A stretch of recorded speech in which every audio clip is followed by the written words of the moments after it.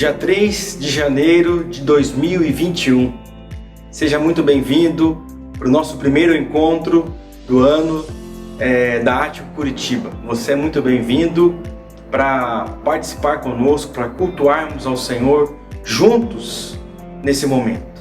Que possamos, a partir de então, rendermos graças ao Senhor por tudo que Ele fez, pelo cuidado dEle para conosco durante esses anos, durante esse tempo difícil ao qual nós tivemos, e também pedimos a sua proteção, o seu cuidado para com esse ano que está apenas iniciando. Nós bendizemos ao Senhor e queremos convidar você para que possamos cantar juntos, bendizer ao Senhor através das canções. Então, cante conosco essa próxima canção.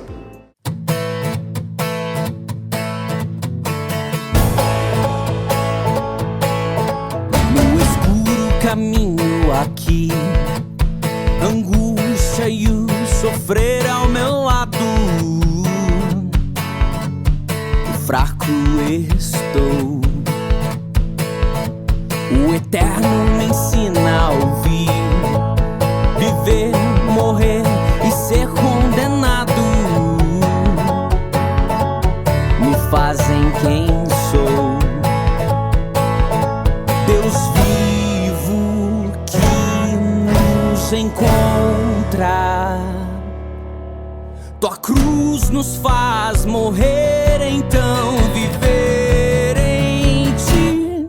Cantar nosso Deus é grande, conhecer tua graça abundante. Na tua mesa o banquete do amor que transporta e cura a dor. Nos chamou para a liberdade, nele está toda a verdade.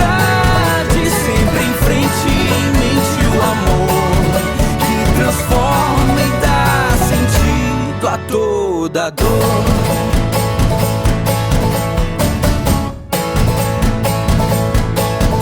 Nos coloca pra fora de nós, entender que não é nossa força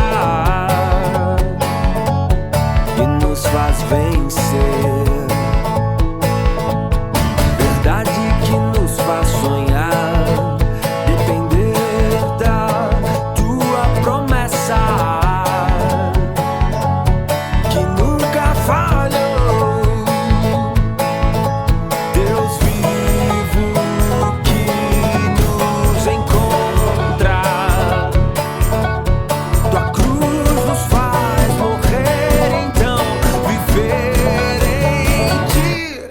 cantar nosso Deus é grande, conhecer tua graça abundante. Na tua mesa o banquete do amor que transporta e cura a dor. Nos chamou para a liberdade, nele está toda a verdade. Sempre em frente, em mente o amor que transforma e dá sentido a toda dor.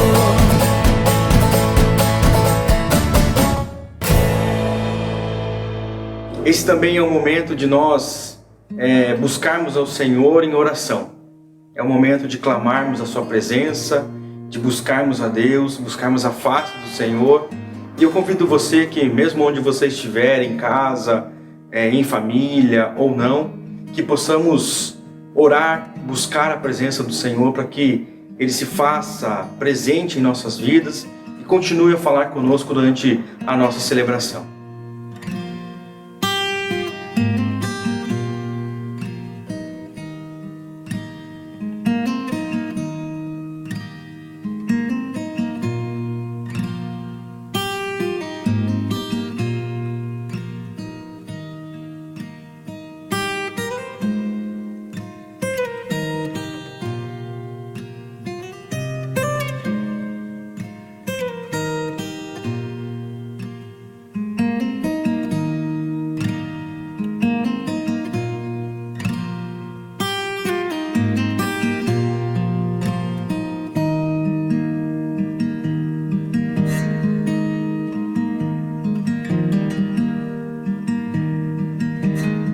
Pai, nós te bendizemos, rogamos as tuas Rogamos ao Senhor porque a misericórdia, a graça do Senhor se renovou mais essa manhã sobre as nossas vidas, mais esse ano, ó Deus, que nós temos a oportunidade de celebrarmos, de cultuarmos ao Senhor. Que o Senhor seja exaltado em nosso meio, que possamos entregar essa celebração, ó Deus, nas Tuas mãos. Que o Senhor seja exaltado em nosso meio. Fala conosco, Senhor, para a honra e glória do Teu nome. Nós Te agradecemos e Te bendizemos. Em nome de Jesus, amém. Você me deu tanta coisa boa, lápis de cor, meias e sapatos. Já percebi que sou alguém que você ama de montão. Jesus querido, tome aqui meu coração. Você me deu tanta coisa boa, lápis de cor, meias e sapatos, banana, leite e às vezes doces. Já percebi que sou alguém que você ama de montão. Jesus querido, tome aqui meu coração. Você me deu tanta coisa boa, lápis de cor, meias e sapatos, banana, leite e às vezes doces, Amigos, flores e professores. Já percebi que sou alguém que você ama de montão. Jesus querido, tome aqui meu coração. Você me deu tanta coisa boa, lápis de cor, meias e sapatos, banana, leite e às vezes doces, amigos, flores e professores, Brinquedos, água e travesseiro. Já percebi que sou alguém que você ama de montão. Jesus querido, tome aqui meu coração.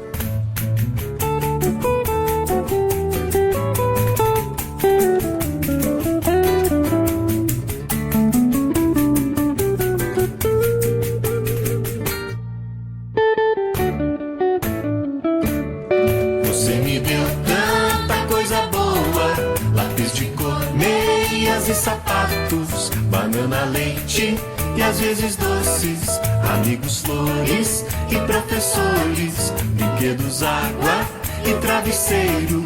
Já percebi que sou alguém que você ama de montão. Jesus querido, tome aqui meu coração. Eu quero ler com você um trecho da Palavra de Deus que se encontra em Êxodo capítulo 3, versículo 7, que diz assim: Disse o Senhor, de fato tenho visto a opressão sobre o meu povo no Egito. Tenho escutado o seu clamor por causa dos seus feitores, e sei o quanto eles estão sofrendo. Essa é uma palavra de conforto do Senhor para nós, de um Deus que tem cuidado de nós, de um Deus que tem olhado por nós. Quem sabe nós, nas nossas dificuldades, achamos que o Senhor não está vendo a nossa causa, mas o Senhor está. E assim fica essa afirmação para nós, diante desse versículo lido, diante desse trecho da palavra do Senhor lido para nós, que possamos pegar como verdade essa palavra para nós, as promessas do Senhor para nós, que Ele tem cuidado de nós, tem cuidado da nossa família e da nossa vida. Diante disso também eu convido você para que possamos juntos ficar por dentro das programações ou das ações que nós como comunidade temos feito. Então, acompanhe conosco o Ático News.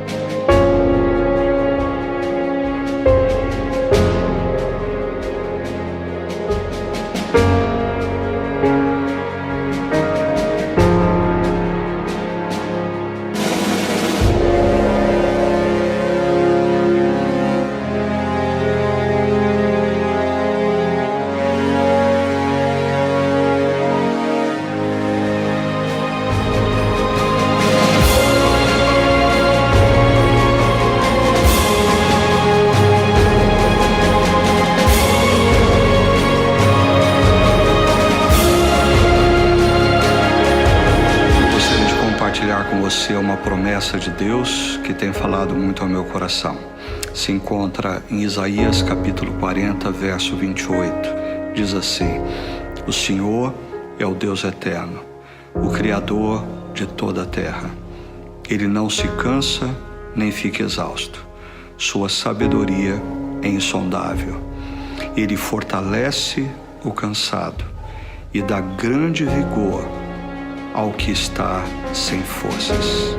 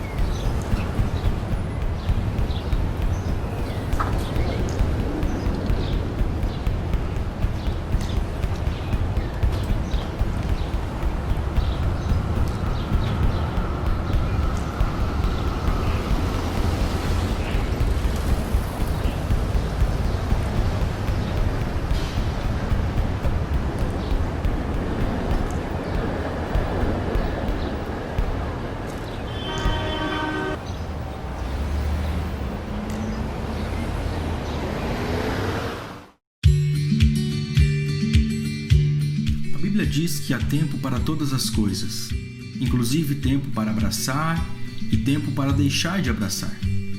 Agora é tempo de nos afastarmos um pouco. Afinal, toda atitude faz diferença agora. Não é para sempre, é só uma pausa. E com isso, aproveite esse tempo para pensar no outro. Aproveite esse tempo para contribuir com o outro com pequenos gestos. Gestos esses que demonstram o seu cuidado e preocupação. O barulho das ruas se transformou em vida dentro de nossos lares. Vamos focar na alegria. Alegria essa por estarmos perto de pessoas que amamos, pois em breve tudo isso passará e acredite, sentiremos falta de estarmos tão perto. Nós da Ático Curitiba desejamos que a sua esperança por dias melhores se renove cada dia e que você nunca esqueça que Deus esteve, está e sempre estará no controle de tudo.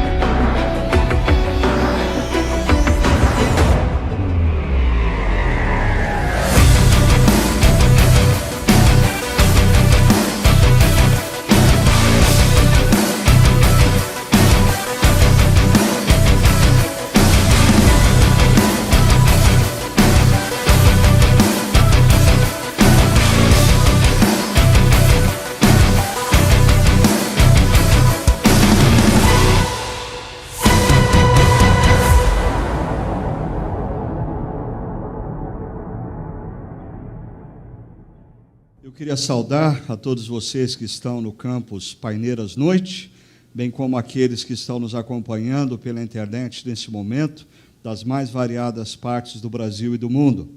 Bem, como foi dito aqui no início da nossa liturgia, hoje é um dia muito especial. Nós estamos comemorando 17 anos, exatamente 17 anos, desde o momento em que nós nos reunimos pela primeira vez ali no Buffet Metropolitan, com 40 pessoas, e a Chácara Primavera nasceu naquele dia. E por isso nós temos refletido sobre essa nova série, De Volta para o Futuro, cumprindo a nossa missão. Os últimos 17 anos foram construídos e foram marcados por decisões, por opções ousadas para honrar a Deus e para manter essa comunidade conectada à missão que Deus havia dado a ela. Agora, os próximos anos tem muito mais a ver com você agora, que faz parte dessa comunidade, do que aqueles que estiveram nessa comunidade nos últimos 17 anos. É como você vai responder aos desafios que vão emergir ao longo da próxima década. Só relembrando vocês, essa matriz é muito importante para a gente perceber e para a gente construir todo o nosso pensamento nessa série de reflexões. Você tem pessoas que têm uma baixa consciência da presença de Deus na história e do poder de Deus na história, assim como tem uma baixa consciência da sua participação na construção da história. Essas pessoas, elas estão subjugadas por uma filosofia, mesmo sem elas terem consciência nem mesmo do que significa, que nós chamamos de niilismo. Elas estão fadadas a simplesmente passar pela história e não marcar de maneira alguma a história, porque elas não confiam nelas mesmas como seres ativos na história, nem muito menos de que Deus está atuando de maneira poderosa na história. Mas existem aqueles que têm uma alta consciência da presença e do poder de Deus, mas uma baixa consciência acerca da sua participação, da sua responsabilidade. Esses estão fadados a serem subjugados pelo que nós chamamos de fatalismo. Deus já determinou todas as coisas, Deus já previu todas as coisas, o que tem que acontecer vai acontecer. Nós, seres humanos, não temos absolutamente nada para fazer. O oposto disso, muito presente na nossa sociedade atual, são pessoas que têm uma grande consciência de si mesmas. Por sinal, elas vivem para si mesmas, elas estão no centro das suas histórias, elas estão no centro das suas opções, elas estão no centro das suas vidas, elas vivem projetando a todos o que elas são ou o que elas gostariam de parecer através das redes sociais. Nós chamamos isso de narcisismo. Elas têm uma grande consciência de si mesmas, mas baixíssima consciência da presença do Deus Criador e do poder do Deus Criador na história. Deus nos convida a uma atitude de co-criacionismo. Isso representa a consciência de que Deus é soberano, de que Deus está presente na história, de que Deus está se movendo através dos mais variados fatos históricos, mas nós fomos convidados e desafiados por Deus a participarmos da construção dessa história. Esse cocriacionismo tem sua base nas primeiras páginas das Escrituras. Quando Deus cria o homem à sua imagem e semelhança, Deus cria o homem com um poder criativo. Deus cria homem e mulher com o poder de resolver problemas, criando soluções. As soluções criadas dão espaço para a construção da cultura. Tudo que nós temos ao nosso redor é fruto da criação humana. Criação essa, fruto do fato de Deus ter nos feito a sua imagem e sua semelhança. Mas mesmo depois da queda, nós vimos a história de um homem anônimo da Mesopotâmia chamado Abrão, que Deus o chama para cocriar a história da redenção. Deus chama Abraão para participar da construção da história que iria redimir toda a história. E nós demos como exemplo a própria grande comissão, como quando Jesus, após a sua morte e ressurreição, aparece aos seus discípulos e diz: toda autoridade me foi dada nos céus e na terra, eu tenho todo o poder, toda autoridade é minha. E o que nós poderíamos prever a partir dessa fala era Jesus dizendo: agora a história está acabada, porque eu tenho todo o poder. Mas o que ele diz? Não, agora eu que tenho todo o poder, toda a autoridade nos céus e na terra, eu os envio para cocriar a história da redenção comigo, fazendo discípulos, e eu vou estar com vocês todos os dias, até a consumação dos séculos. Nós nos centramos na história de Abraão, quando o Senhor diz para Abraão: sai e vai. Sai e vai para onde? Quando Deus diz sai e vai para Abraão, Deus não mostra para Abraão uma foto da terra que ele vai dar a Abraão. Deus não mostra uma escritura da terra no nome de Abraão. Deus não mostra nem as coordenadas no GPS ou no Google. Deus simplesmente diz, sai e vai. A pergunta óbvia de Abraão seria, para onde? Deus diz, para a terra que eu vou lhe mostrar. Existem inúmeros momentos na nossa vida em que Deus diz a nós, chega, é tempo de você mudar. Você tem que tomar uma decisão na sua vida pessoal, na sua vida profissional, uma decisão na sua empresa. Você tem que tomar uma decisão de mudar. Mas aí a dúvida que emerge é, Deus, mas como eu vou fazer? Nós queremos ter toda a segurança de que, se nós mudarmos, nós vamos ter a garantia de um mundo melhor, de um tempo melhor, de mais dinheiro, de mais tempo de lazer, de melhor qualidade de vida. No entanto, Deus diz a Abraão simplesmente, eu ainda vou te mostrar. Sai e vai. Diz respeito a uma decisão de mudar e ousar. Mas não mudar e ousar para o seu benefício próprio, mas mudar e ousar para abençoar gerações futuras. E aqui eu queria voltar a esse ponto do futuro. E eu queria convidar você a assistir um vídeo que fala um pouco do que vai acontecer no mundo nos próximos 12 anos. Ok? A gente vai precisar do som, tá bom?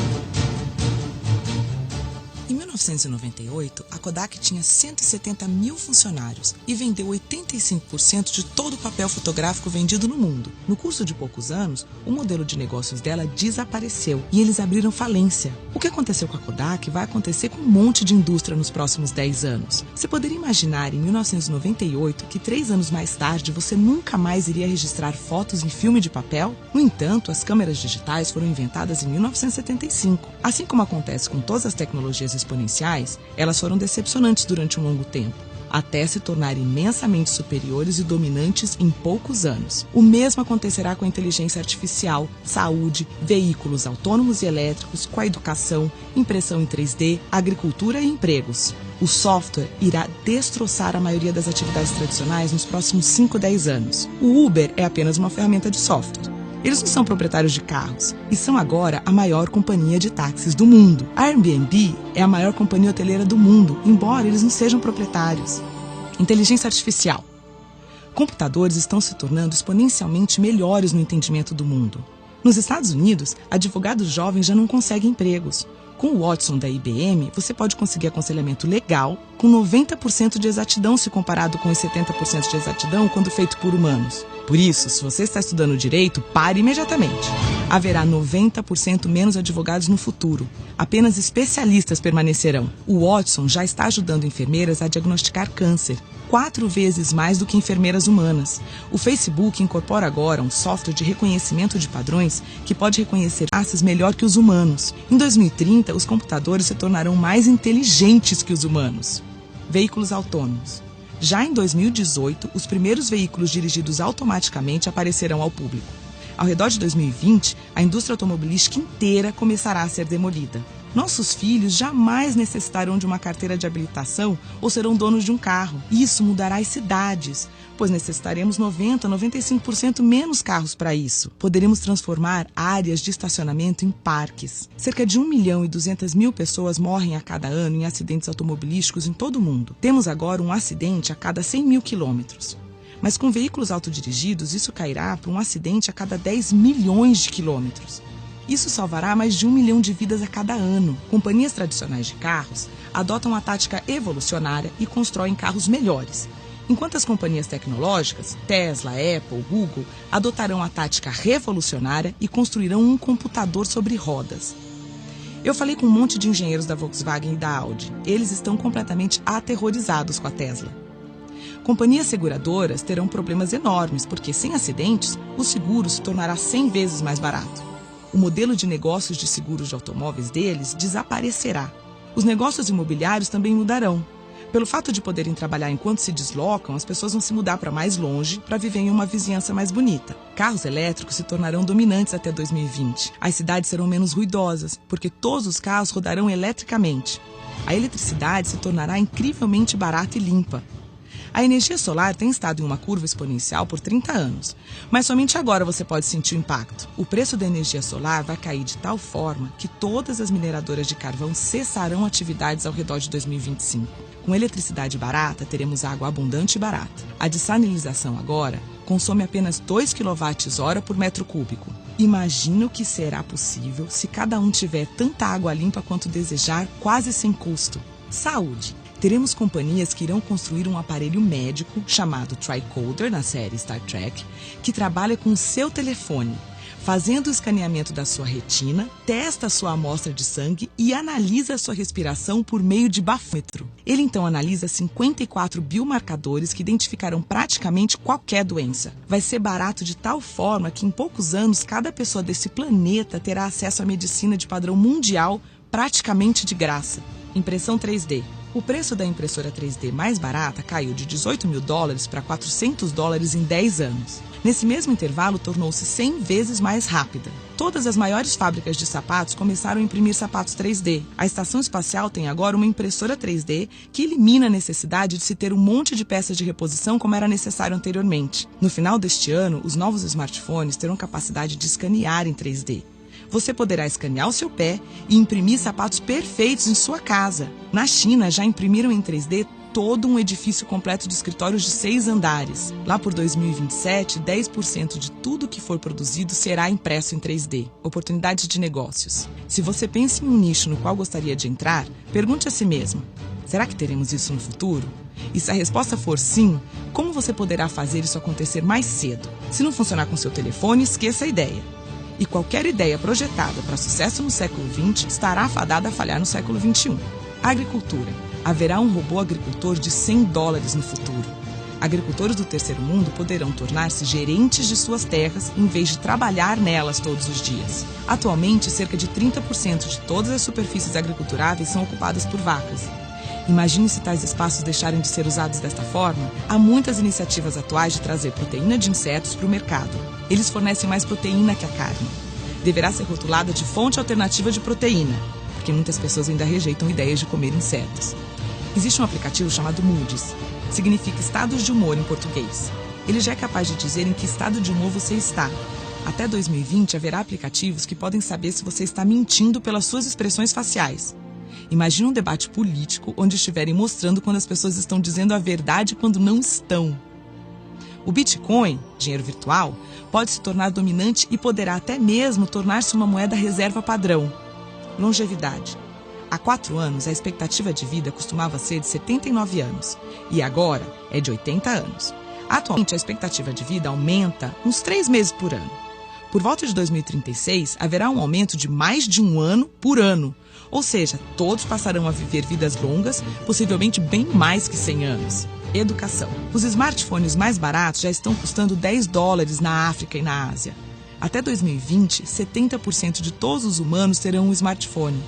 Isso significa que cada um tem o mesmo acesso à educação de classe mundial.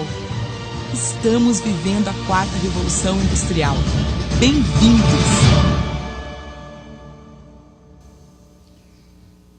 E aí, como você se sente diante do futuro? Com certeza, quem produziu esse vídeo tem um otimismo exagerado em relação ao futuro, porque o vídeo nos fala de alguns possíveis problemas decorrentes de tudo isso que vai acontecer. A tendência da desigualdade aumentar grandemente no mundo, a tendência do desemprego aumentar grandemente, as questões éticas relacionadas à nova tecnologia, por exemplo, um carro autônomo com passageiros dentro, de repente uma criança atravessa a rua inesperadamente e ele tem duas opções: colocar em risco os passageiros ou atropelar a criança. Qual é a opção que essa máquina vai fazer? Ou seja, existem inúmeras crises e problemas a serem resolvidos, mas nós precisamos pensar que nós estamos adentrando no momento da história onde a longevidade certamente vai acontecer. Por exemplo, a geração dos meus netos, bem possivelmente, vai viver 110, 120 anos. A grande questão é, eles vão viver mais, na expressão exata da palavra, ou eles vão trabalhar mais? Porque nós somos uma geração que viu a promessa dos computadores de que com a presença dos computadores nós trabalharíamos menos. Isso é verdade? Não. Ainda, a inteligência artificial vai gerar desemprego ou vai nos desafiar à inovação? Por exemplo, hoje pela manhã, quando eu dava essa mesma palestra no Chácara Barão, eu tinha na primeira fila do auditório, veja só, um casal, uma família, né? Ela, advogada, assistindo esse vídeo, ele, corretor de veículos, né? Ou seja, é um terror para eles assistirem esse vídeo. As perspectivas não são boas. Por outro lado, você pode pensar, é tempo de inovar, é tempo de você se reformular, é tempo de você aprender coisas novas. Informação e educação desconectada do tempo e do espaço. A grande tendência nos próximos anos é isso aqui gradativamente deixar de existir. Você não vai ter mais a limitação de uma sala de aula para ter aula com os melhores professores, não do Brasil, do mundo. Isso já é uma realidade. Pessoas adentram em salas de aula virtuais para ouvir os melhores professores espalhados pelas mais variadas partes do planeta. Isso vai se intensificar. Essa tecnologia vai gradativamente crescer e tomar conta de vários espaços. A cultura local. Mais e mais nós vamos viver num mundo onde elementos da cultura local se associam com necessidades da nossa realidade local. Ainda, interação humana. Talvez esse seja um dos grandes desafios da igreja nos próximos 12 anos. O que significa ser igreja num mundo onde as pessoas vão mais e mais se acessarem umas às outras virtualmente, remotamente? Como que nós vamos fazer para que pessoas continuem se relacionando, não de maneira virtual e superficial, mas de maneira real e profunda? E, por fim, a ansiedade. A ansiedade já é uma realidade hoje, mas ela vai se intensificar. A ansiedade pela informação. Mais e mais pessoas não conseguem ficar sem olhar os seus celulares por 2 ou 3 minutos. Cada dia, mais e mais, em famílias reunidas, você olha numa mesa e as pessoas estão olhando para o celular e não umas para as outras. Por quê? Ansiedade. Ansiedade de receber uma informação, ansiedade de ter uma informação que ainda eu não obtive, ansiedade pela conexão.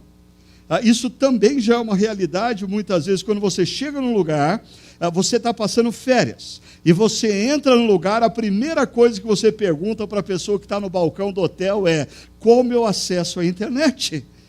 E se ele falar para você: não, aqui nós não temos internet, você é capaz de passar 5 dias da sua vida sem conexão qualquer. Ansiedade em relação ao reconhecimento, porque as redes sociais tornaram quase que, criaram uma ditadura do reconhecimento. Não basta eu estar tendo um bom jantar com a minha esposa, eu preciso fotografar isso e eu preciso fazer com que todo mundo saiba que eu estou ali e todo mundo curta. Não basta eu estar vivendo um bom momento de alegria e de descontração com meu filho ou com meu neto. Eu tenho que tirar uma foto disso e eu tenho que contar para todo mundo e eu tenho que sentir o reconhecimento. É impressionante, mas a nossa alegria começa a ficar condicionada ao reconhecimento dos outros. Não nos basta o momento com o neto, não nos basta o momento com o filho, não nos basta o momento com a esposa ou com o esposo. Nós precisamos que os outros saibam e os outros nos deem um like, para então nós nos sentirmos felizes. Com tudo isso, a igreja precisa continuar vivendo com a integridade para com a palavra, mas perceber a necessidade da relevância para com a cultura. É isso que nós temos feito nos últimos 17 anos. Mas perceba, isso faz com que nós tenhamos, primeiro, que discutimos constantemente o que é essência e o que é forma. O que é essência da mensagem da igreja, o que é a essência da missão da igreja, o que é forma, o que é metodologia. Igrejas ao redor do mundo, ao longo dos séculos, morreram. Sabe por quê?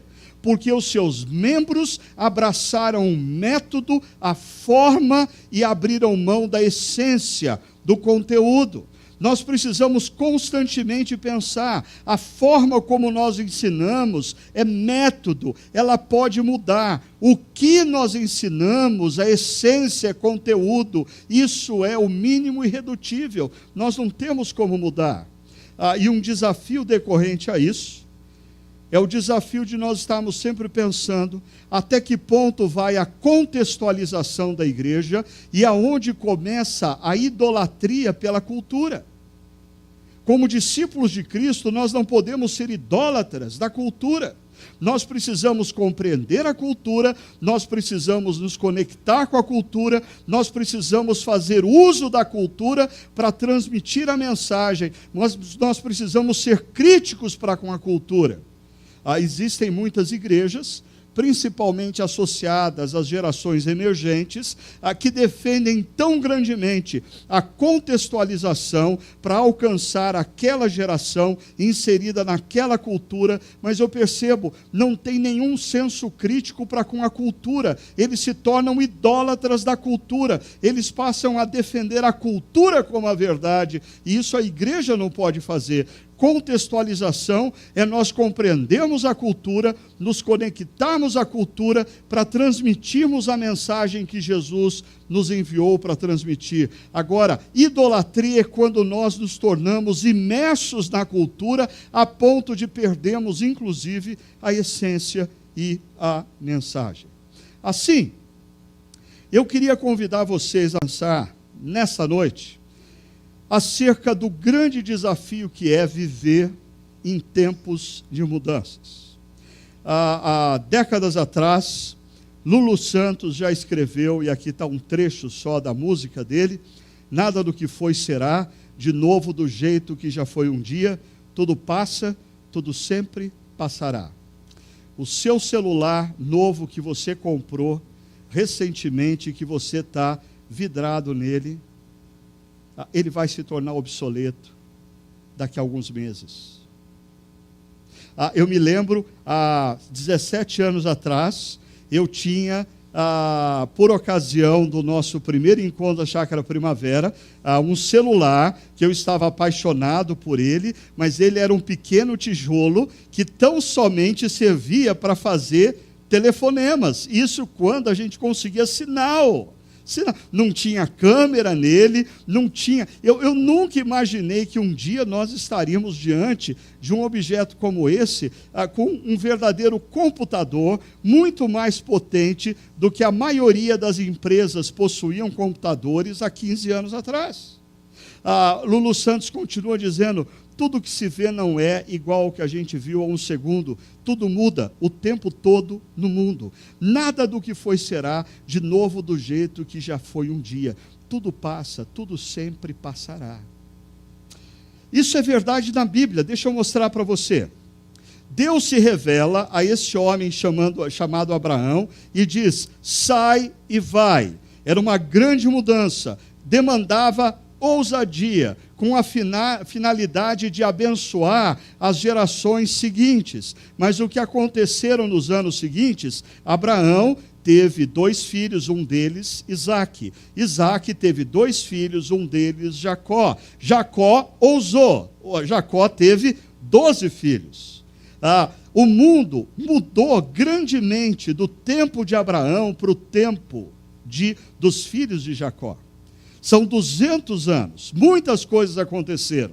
Muitas coisas aconteceram. No entanto, grandes transformações ocorrem quando um dos filhos de Jacó, pelas mais variadas circunstâncias que eu não vou agora entrar aqui no mérito, ele acaba indo para o Egito. Ele vai para o Egito como um escravo. A vida de Jacó muda, porque ele perde um filho, ele não sabe onde esse filho está, e ele tem esse filho como morto. Mudanças acontecem na vida da gente. Agora, José, que chega como escravo no Egito, diante de determinadas circunstâncias e oportunidades, vai se tornar governador do Egito, uma espécie de ministro do planejamento e economia da maior potência mundial daquela época. As coisas mudam. O sujeito que chegou como escravo, hoje ele é ministro do planejamento e da economia. As coisas mudam e você precisa estar atento às mudanças que acontecem na sua vida. Mudanças acontecem para o bem, mudanças acontecem para o mal. Mudanças acontecem e você não tem o controle sobre muitas dessas mudanças que ocorrem. No entanto, está sob o seu controle as decisões e as opções que você vai fazer diante dessas mudanças. Bom, o mundo de Jacó e dos seus filhos muda. Existe uma grande crise em Canaã, existe fome na terra de Canaã, existe desemprego na terra de Canaã, e uma vez que eles ficam sabendo que José é governador do Egito, logo tem benefícios, logo tem influência, Jacó e os seus filhos descem da região do Egito e vão morar no Egito. As coisas mudam. Jacó gostava da sua fazenda, Jacó gostava da sua casa, mas diante da fome, diante das dificuldades, ele muda, ele se move na direção do Egito. Eles têm que reconstruir a vida deles no Egito. No entanto, Êxodo capítulo 1, verso 6 diz: ora, morreram José, todos os seus irmãos e toda aquela geração. Sabe o que significa? As coisas mudam. Pessoas passam. Pessoas passam. Você vai passar. Eu vou passar. Quer nós queiramos ou não, quer nós gostemos ou não dessa ideia, nós vamos passar. E o nosso desafio diante dessas mudanças que acontecem na vida é continuar falando enquanto o computador abre no local onde nós precisamos estar. Deixa eu só colocar aqui. Ok, então José se torna governador, Jacó e os seus filhos descem, mas eles morrem. E olha só o que acontece. O povo descendente de Jacó, os israelitas, eles vão ficar no Egito cerca de 200 anos. E olha o que o texto diz no verso 7. Os israelitas, porém, eram férteis, proliferavam, tornaram-se numerosos e fortaleceram-se muito, tanto que encheram o país. Sabe o que esse texto está dizendo para a gente? As coisas mudam. Esse grupo que era simplesmente a família de Jacó, que 200 anos atrás havia chegado no Egito como imigrantes vindos da terra de Canaã, agora eles eram grandes e poderosos. Perceba a ênfase do texto dizendo, eles eram férteis, eles proliferavam e eles se tornaram não apenas numerosos, mas diz o texto, eles se fortaleceram muito. Isso significa que eles não apenas cresceram numericamente, mas eles cresceram em termos de influência política e econômica. E aqui está um equívoco que muitos daqueles que cresceram na escola bíblica dominical nunca se deram conta. Né? Deixa eu mostrar para você uma coisa. Eu aprendi que Deus levanta Moisés para libertar o seu povo que era escravo no Egito. A única coisa que a maioria de nós não para pensar é que o povo de Israel não foi escravo no Egito o tempo todo. Eles passaram boa parte do período no Egito prosperando, proliferando, tendo influência política e econômica. Eles eram os filhos de Israel, o pai de José. Olha só, quando a coisa começa a degringolar, já se passaram 200 anos. Nesse período, eles se tornam numericamente significativos, importantes para a economia e alheios ao desafio de Deus a Abraão. Esse é um ponto importante para você considerar. Esse povo que recebeu a promessa lá em Abraão, agora, 400 anos depois, pouca consciência ou nenhuma consciência tem da existência de Deus e da ação dele na história. Em outras palavras, esse povo no Egito se encontra na sua zona de conforto. Deu tudo certo. Eles vivem na maior potência mundial da época. Eles cresceram numericamente.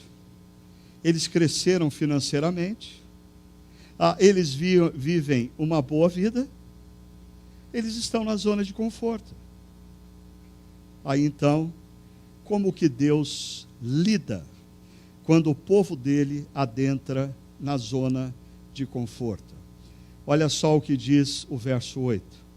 Então subiu ao trono do Egito um novo rei, que nada sabia sobre José. E aqui tem uma longa história de guerras, de etnias, e esse novo faraó nada tinha a ver com a etnia a qual acolheu Israel, os seus filhos, inclusive José. Disse o faraó ao seu povo, vejam, o povo israelita é agora numeroso e mais forte que nós.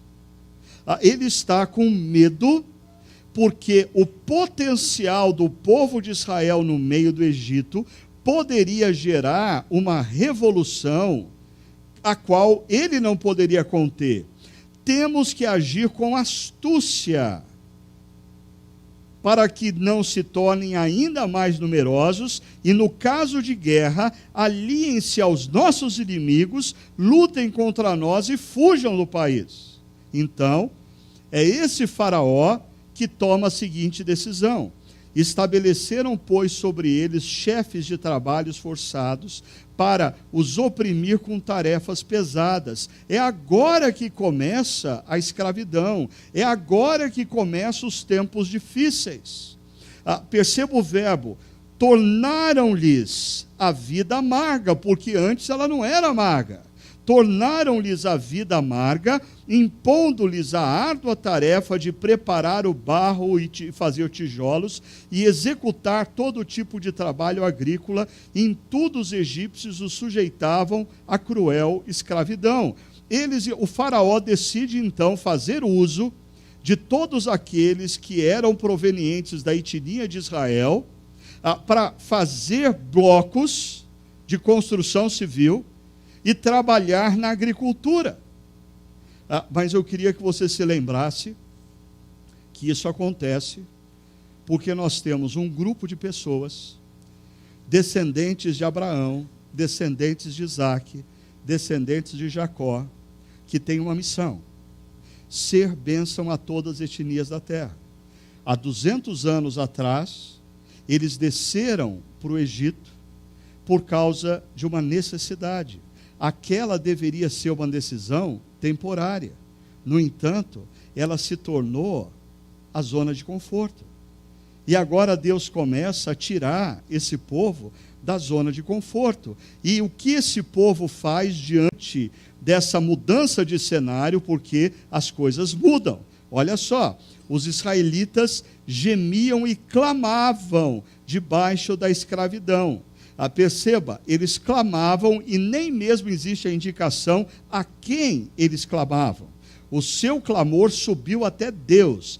Deus ouviu o lamento deles e lembrou-se da aliança que fizera com Abraão, Isaque e Jacó. Deus olhou para os israelitas e viu a situação deles. Então, Deus vai vir ao encontro de um homem chamado Moisés e dizer a ele o seguinte: de fato, tenho visto a opressão do meu povo no Egito, tenho escutado o seu clamor, por isso desci para livrá-los das mãos dos egípcios e tirá-los daqui para uma terra boa e vasta, onde manam leite e mel.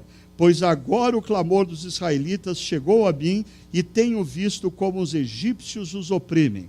Eu quero que você pare e pense no seguinte aqui.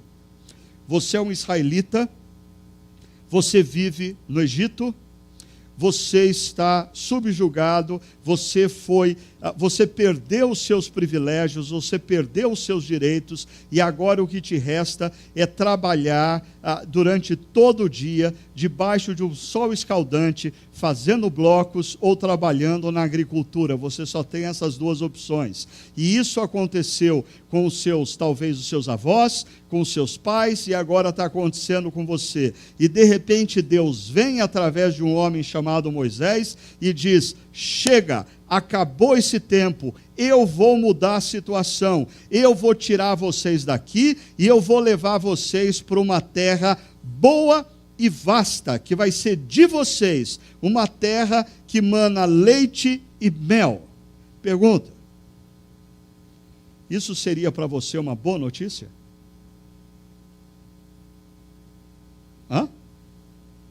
Deveria ser. Mas por que o povo tem tanta resistência em mudar? Porque muitas vezes Deus nos convida a mudar e a nossa situação não é nem lá muito boa, mas a gente resiste tanto na mudança. Porque muitas vezes o nosso casamento não vai bem, a nossa profissão não vai bem, a nossa empresa não vai bem. Deus passa a nos desafiar a mudar, e nós resistimos tanto. Vocês fizeram uma pesquisa durante a liturgia, e veja só, do pessoal presente aqui na internet, 30% se revelam entusiasmados em relação ao futuro. Ou seja, quando Deus vem e diz: eu vou mudar a situação, menos de um terço aqui diz yes. Por outro lado, nós temos aqui o segundo grupo, com 22% responderam que têm dúvidas acerca da sua própria capacidade em relação ao futuro. Tem medo. Medo porque não se sente capaz. E em terceiro lugar, 16% das pessoas disseram que possuem resistência a mudanças.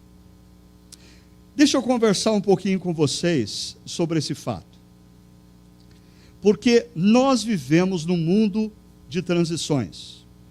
Nós lemos as Escrituras e as Escrituras nos falam uma verdade constantemente.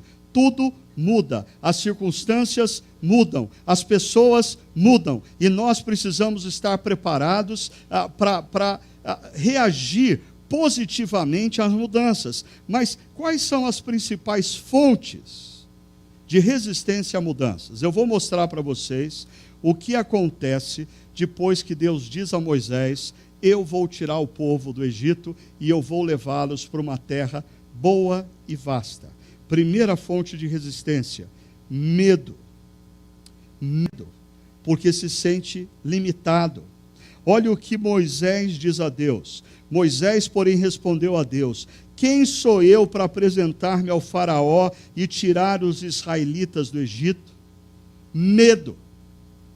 Porque Deus fala para Moisés: eu vou tirar o povo e vou levar o povo para uma terra boa, vasta, que emana leite e mel.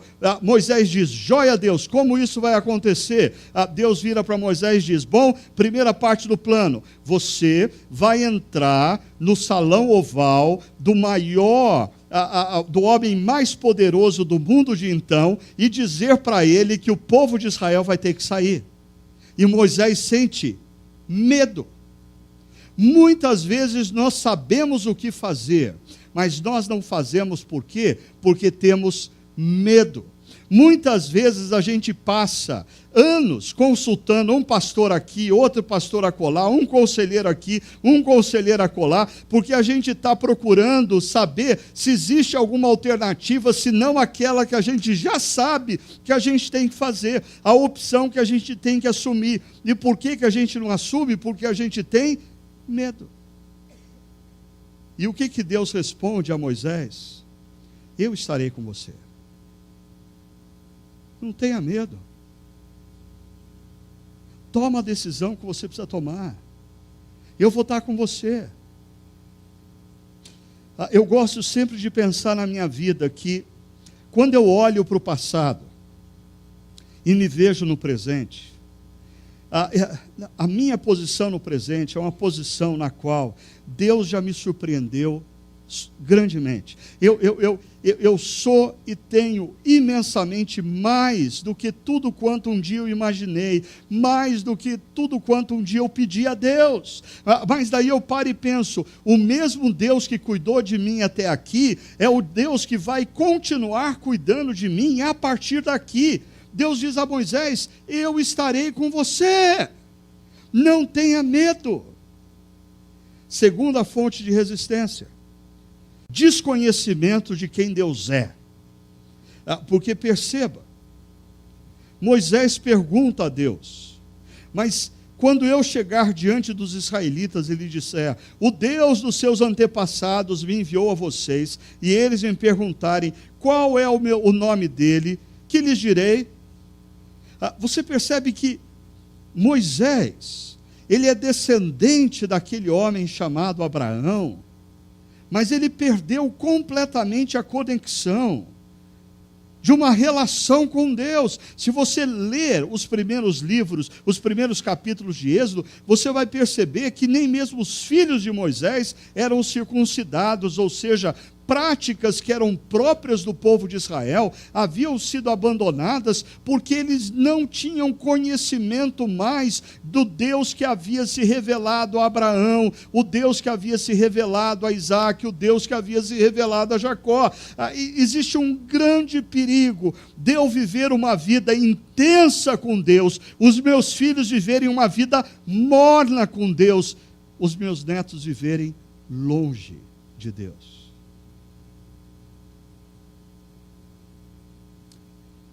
Nós precisamos assumir a responsabilidade pela geração futura. O nosso papel é comunicar à geração futura acerca de quem é Deus, porque senão eles perderão a consciência de quem é Deus na história e o que Ele está fazendo na história. O que Deus responde a Moisés é: eu sou o que sou. Ou seja, eu sempre fui, eu sempre serei, eu sou. E isso você dirá aos israelitas: o eu sou me enviou. Eu gosto de pensar nessa expressão, porque a maioria dos deuses na antiguidade são conhecidos pelos seus feitos. Eles estão associados a manifestações poderosas da natureza. Mas Deus não se apresenta a partir dos seus feitos. Deus se apresenta a partir da sua pessoa. Eu sou. Se você quer conhecer a Deus, não basta você conhecer os feitos de Deus na sua vida. Tem gente que eu não tenho dúvida alguma que tem sido abençoada por Deus na sua vida, mas isso não significa, você conhecer os feitos de Deus, não significa que você conhece a pessoa de Deus. E o convite do Deus eu sou é para que nós o conheçamos de maneira íntima, relacional. Terceira fonte de resistência, a incredulidade ou falta de colaboração. Aqui a coisa vai começar a deixar de ser propriamente de Moisés para passar a ser em relação ao povo que Moisés ia liderar. Moisés respondeu: e se eles não acreditarem em mim, nem quiserem me ouvir e disserem, o Senhor não lhe apareceu? A questão de Moisés aqui, e se eu chegar lá para o povo e falar, Deus mandou a gente sair e ir para uma terra vasta e boa, e o povo falar, Deus não apareceu coisa nenhuma para você. Moisés, deixa desse negócio, você precisa começar a parar de tomar aquele remédio, Moisés, você está começando a ver coisas demais, você está começando a ouvir vozes, você precisa mudar, essa coisa é coisa da sua cabeça. Deus diz a Moisés, eu vou dar para você sinais. E Deus dá a Moisés uma vara, na qual ele joga no chão, a vara vira uma serpente, ele pega novamente na serpente, e a serpente se torna uma vara, e se o povo não acreditasse, Deus diz, olha, você pega a água do Nilo e joga na terra, e a água vai virar sangue. Ou seja, Deus está dizendo a Moisés que, olha só o verso 5, na verdade, do capítulo 4, tá? E disse o Senhor, isso é para que eles acreditem que o Deus dos seus antepassados, o Deus de Abraão, o Deus de Isaque, o Deus de Jacó, apareceu a você. Mas aqui eu queria um pouquinho de cuidado e da atenção da sua parte. Porque ainda hoje, em muitas igrejas, líderes religiosos tentam colocar a sua credencial na manifestação de poder. E eu quero dizer para você o seguinte, no Novo Testamento, o sinal de que alguém é um líder de Deus e que deve ser ouvido, que deve ser respeitado nos seus ensinamentos, não é o fato dele pegar uma vara, jogar e virar serpente, pegar a serpente e se tornar vara. A gente não vê Jesus fazendo isso, a gente não vê Paulo fazendo isso, a gente não vê Pedro fazendo isso. Segundo 1 Timóteo, capítulo 3 e Tito, Paulo nos orienta que o sinal de uma liderança sadia, de uma liderança a qual deve ser ouvida e observada, é o caráter. É o caráter, e principalmente associado à família. Você quer saber se você deve ou não seguir uma pessoa? Observe o caráter dessa pessoa. E observe a família dessa pessoa.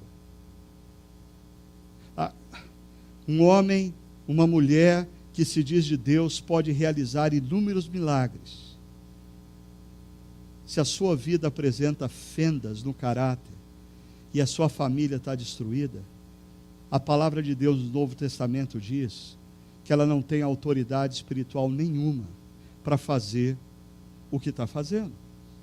Quarta fonte de resistência, sentimento de inadequação. Olha só o que Moisés vai dizer a Deus. Esse é muito interessante, quero chamar a sua atenção, hein? Disse, porém, Moisés ao Senhor, ó Senhor, nunca tive facilidade para falar, nem no passado, nem agora que falaste a teu servo, não consigo falar bem. Alguns estudiosos dizem que Moisés talvez estivesse se referindo a alguma gagueira, ou algum problema de dicção, mas ele está, de alguma ele está procurando uma forma de se esquivar da responsabilidade. Ele está procurando um meio de sair fora da missão que está sendo dada por Deus. E a resposta que Deus dá a Moisés é muito interessante. Parceria. Parceria. Deus responde a sua oração dizendo, Senhor, eu sou frágil numa determinada área. Senhor, eu não tenho capacidade numa determinada área. Existe um desafio na minha vida pessoal, existe um desafio na minha vida familiar, existe um desafio na minha vida profissional, existe um desafio na minha empresa, existe um desafio na minha igreja. E às vezes a gente acha que Deus vai responder a nossa oração nos dando o que nos falta. Não é isso que Ele faz. Ele responde a nossa oração nos dando parceiros, nos dando pessoas que nos complementem.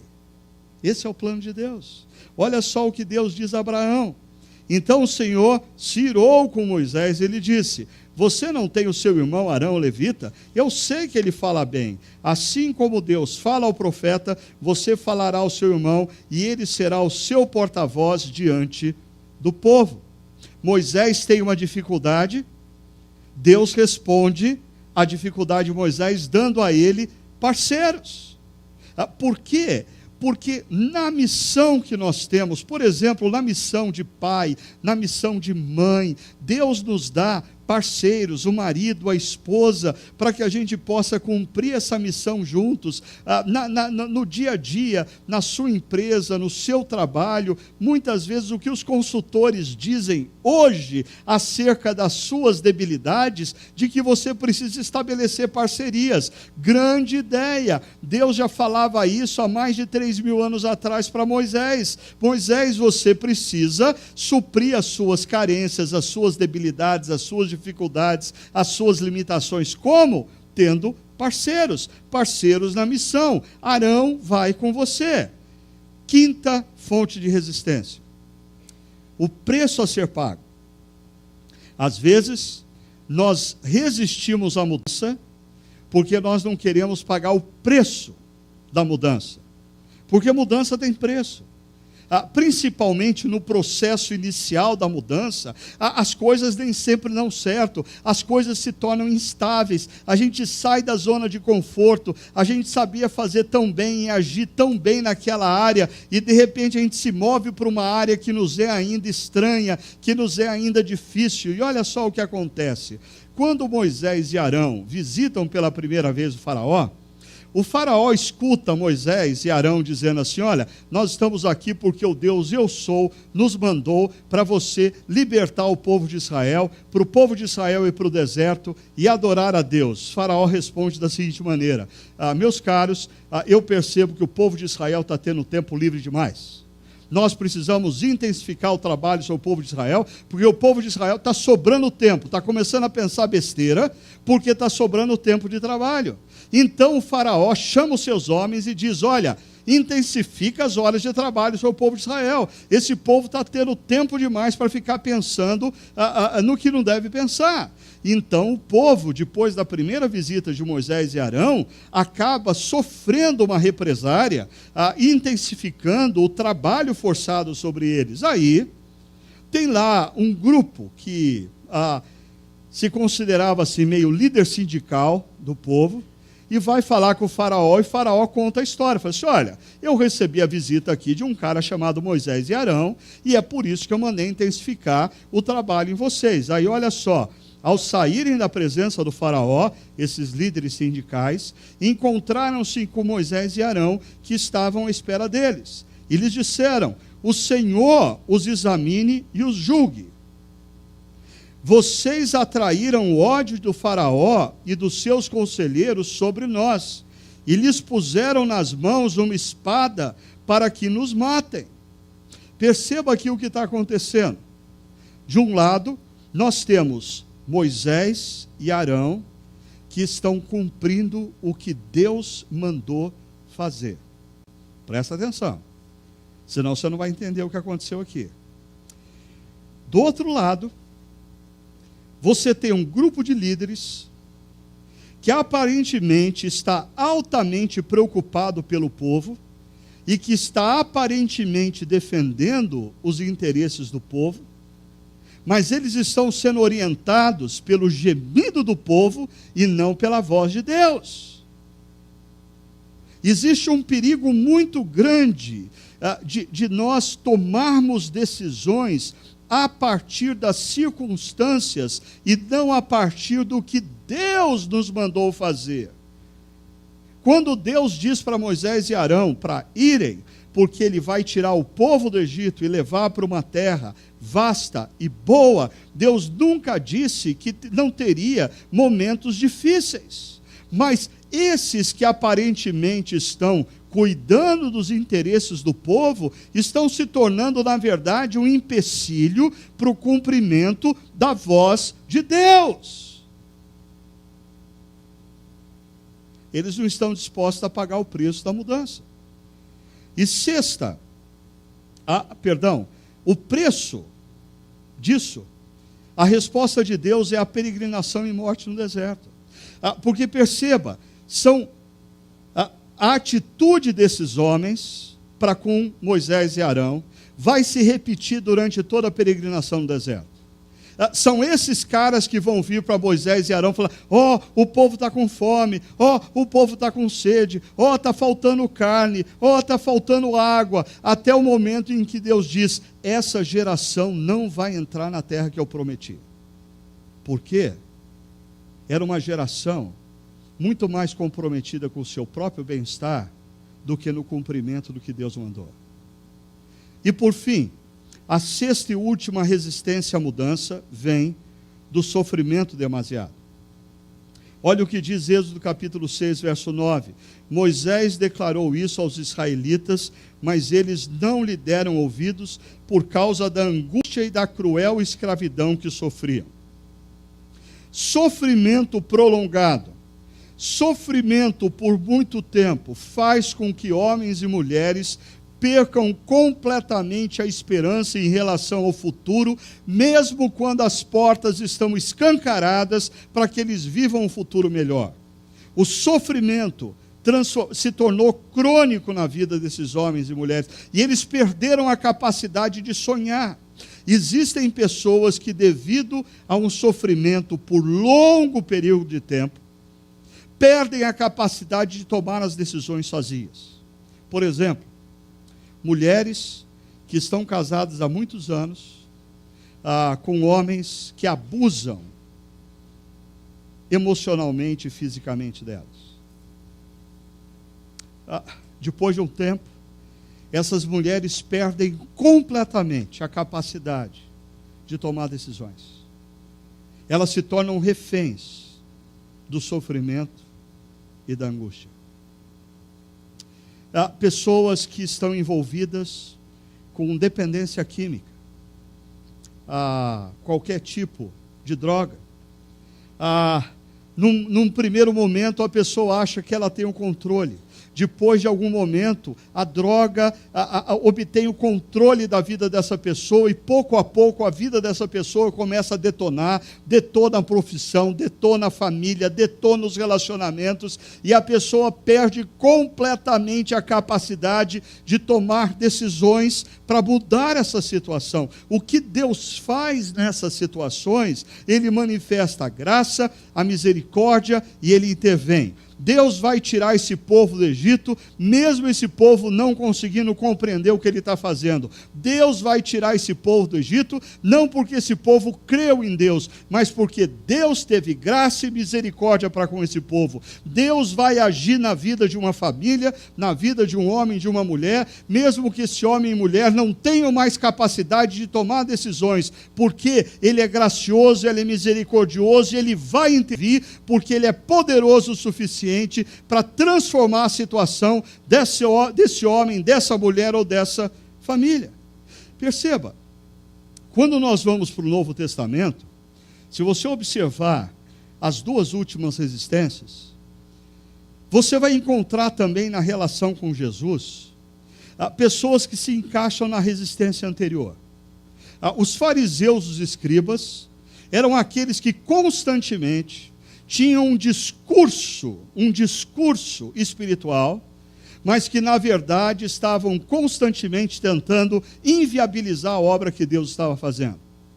Por outro lado, Jesus se deparava com publicanos, prostitutas, pessoas muitas vezes alvo de todo preconceito, sem esperança, sem espaço na religião da época, mas com essas pessoas Jesus manifestava graça, misericórdia e intervenção. Nós começamos hoje falando sobre as grandes mudanças que ocorrerão no mundo nos próximos 12 anos. E o grande desafio que, como igreja, nós temos.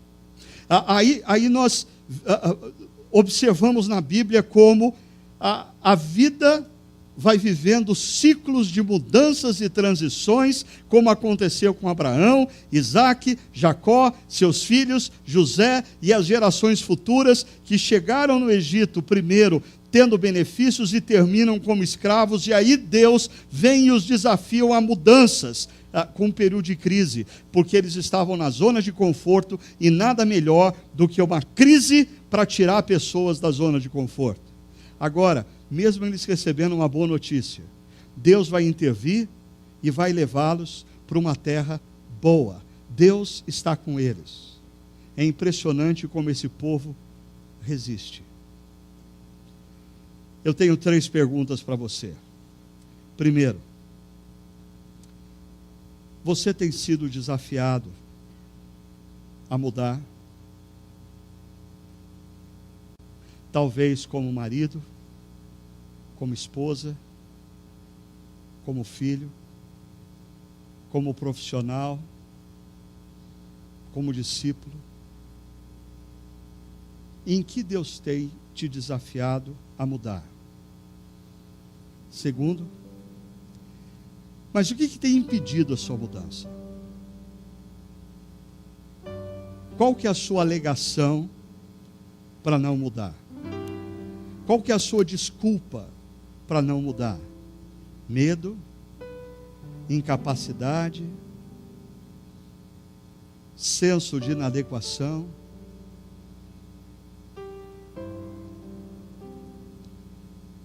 O que Deus quer que você faça a respeito?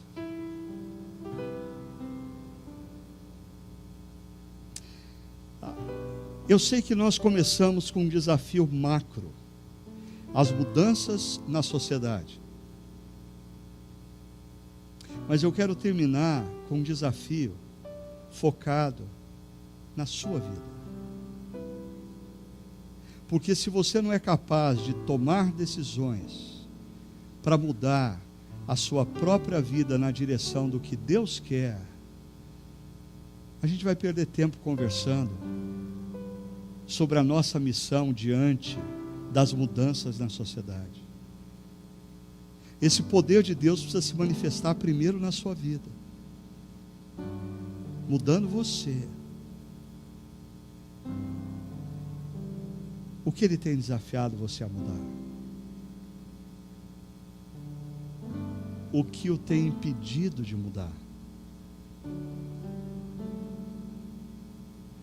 Mas nessa noite, o que Ele está dizendo a você para fazer?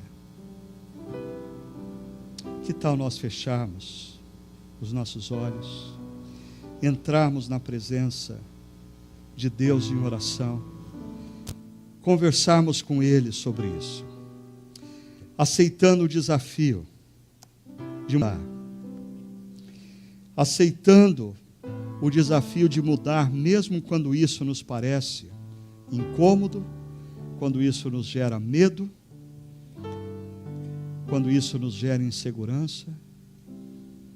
Converse com Deus, renda-se a Ele. Que soe perto o som de agora,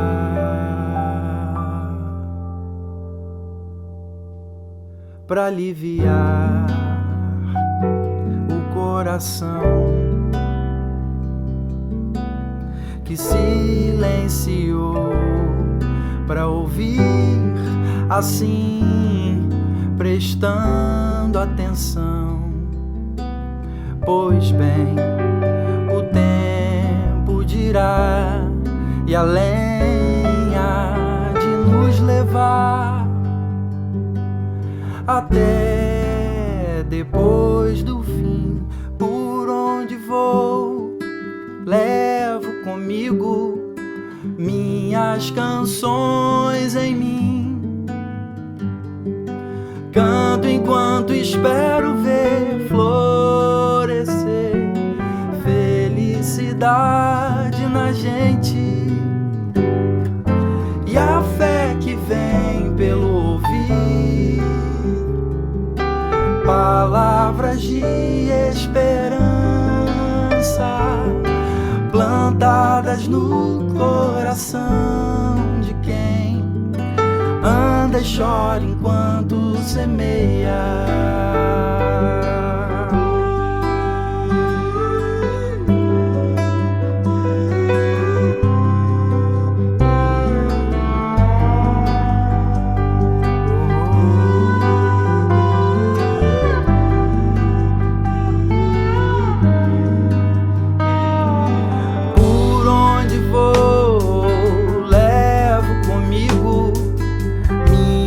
Canções em mim, canto enquanto espero ver florescer felicidade na gente.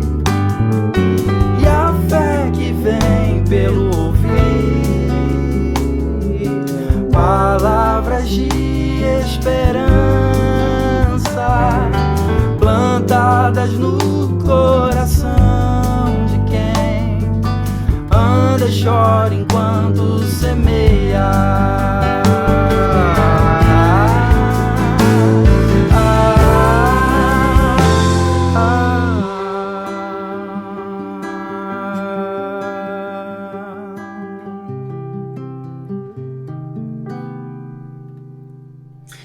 Chegamos ao final de mais um encontro, do primeiro encontro do ano de 2021, onde celebramos ao Senhor, cantamos louvores ao seu nome, ouvimos a sua voz e queremos mais uma vez pedir que o Senhor cuide de nós, que o Senhor fale conosco durante a semana, que o Senhor ministre em nossos corações, para que assim possamos, diante de toda e qualquer situação, saímos aprovados, saímos agradando ao coração do nosso Deus. Vamos orar mais uma vez? Pai, nós te bendizemos, nós te agradecemos pelo teu cuidado sobre nós, pelo culto a qual nós prestamos ao Senhor, e que o Senhor continue a ministrar aos nossos corações, que o Senhor continue a falar conosco, perdoa as nossas falhas, as nossas limitações, mas que possamos dia após dia buscarmos a tua presença e agradarmos o teu santo